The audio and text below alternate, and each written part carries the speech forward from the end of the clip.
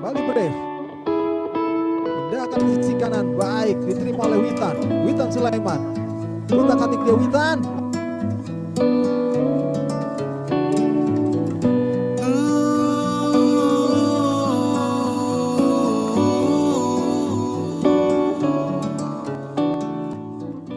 Witan Sulaiman sudah beradaptasi dengan formasi baru yang kerap diterapkan oleh Shin Tae-yong selama di Timnas Indonesia U19 saat menjalani pemusatan latihan di Kroasia.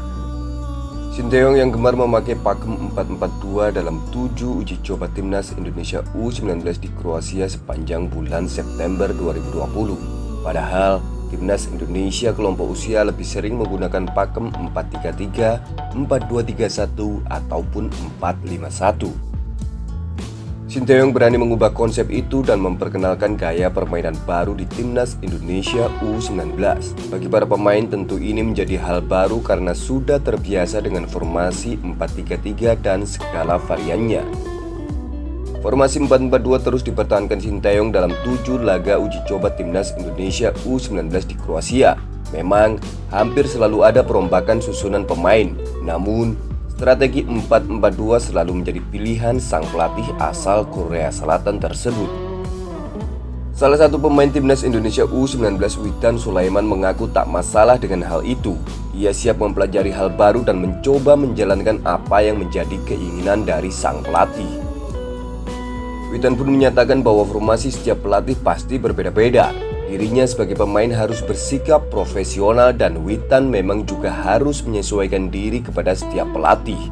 Karena tidak mungkin selama bermain bola dia hanya akan dilatih dengan satu pelatih saja. Jadi sebagai pemain profesional harus bisa menyesuaikan dengan pelatih manapun. Witan adalah salah satu pemain yang sudah akrab dengan 4-3-3 sedari usia muda.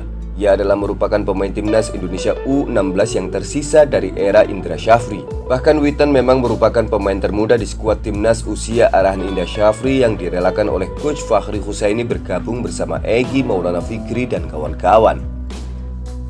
Ex pemain PSIM Yogyakarta itu juga pernah menjadi bagian dari Timnas U19 era Fakhri Husaini yang juga kerap menggunakan pakem 4-3-3.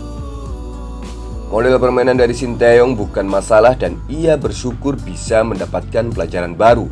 Pemain yang hampir selalu menjadi starter di era kepelatihan Shin Tae-yong ini menjadi dua pemain yang tak tergantikan. Bersama Adi Satrio dia menjelma menjadi ikon baru Timnas Indonesia U19. Witan merupakan satu-satunya pemain yang memiliki kontribusi full dalam lini serang di Timnas Indonesia U19 era Shin Tae-yong.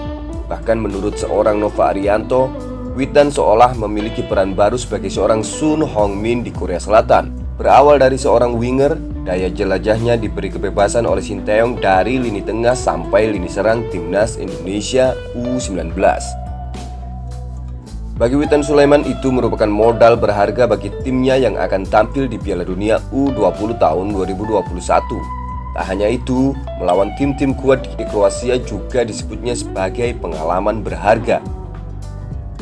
Di Kroasia, Witan mendapatkan banyak menit bermain, dapat pengalaman bertanding dan menurutnya itu sangat berharga sekali untuk karir masing-masing pemain ke depannya untuk melawan tim-tim di Eropa dan persiapan di Piala Dunia U20.